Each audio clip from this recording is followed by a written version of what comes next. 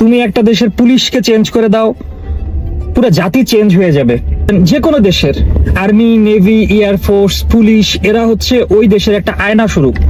আমি একটা ভিডিও দেখলাম, সোশ্যাল মিডিয়াতে ভাইরাল হইতেছে, যে একটা মোটামুটি পুলিশের উচ্চ পদস্থ বাংলাদেশের একটা রিক্সাওয়ালা বা সামথিং এরকম, আমি রিক্সাওয়ালা বলে তাকে ছোট করতেছি না, একটা বাংলাদেশের নাগরিককে খালি উনি গাড়ি থেকে দৌড়াইয়া যায় ওই লোককে থাপড়ানো শুরু করলো, মারা শুরু করলো। মানে এইটা কি কোনো সুস্থ মস্তিষ্কের মানুষের কাজ হইতে পারে?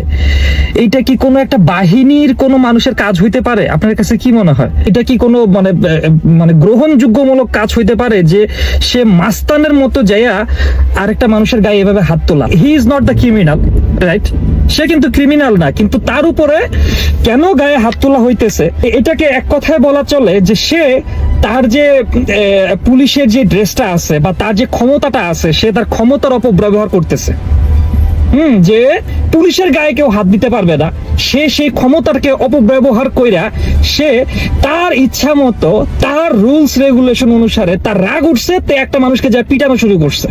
একটা পুলিশই যদি একটা দেশের সন্ত্রাসী হয়, তাহলে সন্ত্রাসীরা ওই দেশের কি হবে? আমরা ওই দেশ থেকে বা ওই পুলিশের কাছ থেকে কি আশা করতে পারি? Can you imagine?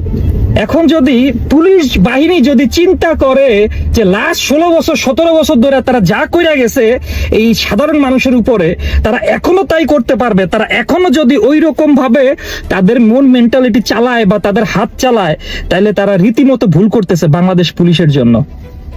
আমি ওয়ার্ল্ডে 30টা দেশের উপরে ঘুরছি, সো আমি লটস অফ দেশের পুলিশ দেখছি, তারা কখনো জেনারেল পিপলের উপর হাত তোলে না। তারা অ্যারেস্ট করে, কোনো একটা অপরাধ হইলে বা কোনো কিছু হইলে তারা they arrest the people, they never slap the people like this, like Bangladeshi police. মানে বাংলাদেশি পুলিশের প্রবলেমটা কোথায়? এরকম যে দেখতেছে, এটা কিন্তু আজকে নতুন না। বাংলাদেশের পুলিশের সম্পর্কে সাধারণ মানুষের চিন্তা ধারণা বা ধ্যান ধারণা এটা কিন্তু কখনোই পজিটিভ না। হ্যাঁ, কেন পজিটিভ না? The police is the public servant, তার মানে হচ্ছে পুলিশ জনগণের সেবক। এখন পুলিশ যদি জনগণের সেবক না হয়, পুলিশ যদি জনগণের সাথে মাস্তানি করে, এটা আসলে সত্যি টলারেট করার মতো না। আমরা আমেরিকার সময় আমরা পুলিশের সেই কথা ভুলে যাইনি, যারা সাধারণ মানুষের উপরে গুলি করছে, সাধারণ মানুষকে মেরে ফেলছে। এখন যদি পুলিশ চিন্তা করে যে আগের সেই 17 বছরের ধ্যান ধারণা, 17 বছরের চিন্তা এখন পুষে বেড়াবে, এখন ওরকম করবে, ব্রো তোমরা ভুল করতেছো।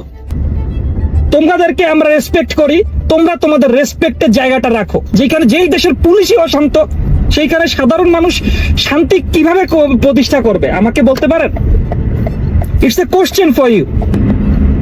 তারা বাংলাদেশের টাকায়, বাংলাদেশের মানুষের ট্যাক্সের টাকায় তারা বেতন নিচ্ছে প্রতি মাসে, আর তারা বাংলাদেশের মানুষের উপরে অত্যাচার করতেছে। Today we tolerate this, tomorrow the big thing will happen. Serious. Because police তাদেরকে ক্ষমতা দেওয়া হয়েছে, এই যে পুলিশকে বাংলাদেশের মানুষ এই যে পুলিশে পাত্তা দেয় না। ওয়াই?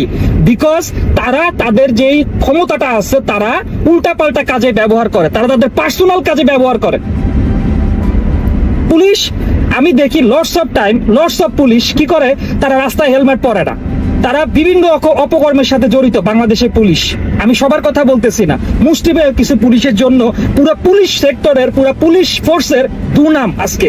এই ড্রাইভারটা পুলিশের প্রধান যে আছে, পুলিশের উচ্চ পদস্থ যে কর্মকর্তা আছে, তার মাস্ট বি এই ড্রাইভারটা নিতে হবে যে কেন তার ফোর্স এইরকম একটা নিকৃষ্টতম কাজ করতে পারে, এরকম নিকৃষ্ট কাজ করতে পারে। এটা দায়ভার পুলিশ প্রশাসন থেকে, উচ্চ পদস্থ প্রশাসন থেকে কেউ এড়াইতে পারে না। তো এইটার বিচার আমরা চাই যে বাংলাদেশের পুলিশ হইতে হবে সংবেদনশীল। এই নর্মাল কমন সেন্স যদি তাদের না থাকে, তাদের পুলিশ হবার কোনো যোগ্যতা নাই। তাদের পুলিশের ড্রেস পরার, এত সম্মানিত একটা পোশাক তাদেরকে পরিধান করার বা পরার কোনো যোগ্যতা তারা রাখে না। সো আমি এইটার বিচার অবশ্যই চাইতেছি। ইভেন বাংলাদেশের পুলিশকে বলতেছি, ভাই তোমরা ভালো হয়ে যাও, তোমাদের নিজেদের সম্মান তোমরা নিজেরা রাখতে শিখো, চাঁদাবাজি করিও না, এইভাবে মানুষের গায়ে হাত তুলিও না, বাংলাদেশের মানুষকে সম্মান করতে শিখো, তাইলেই তোমরা সম্মান পাবা।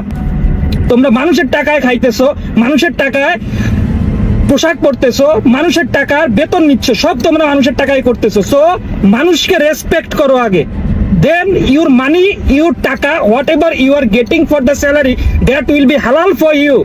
Otherwise it not gonna be halal for you. Thank you so much.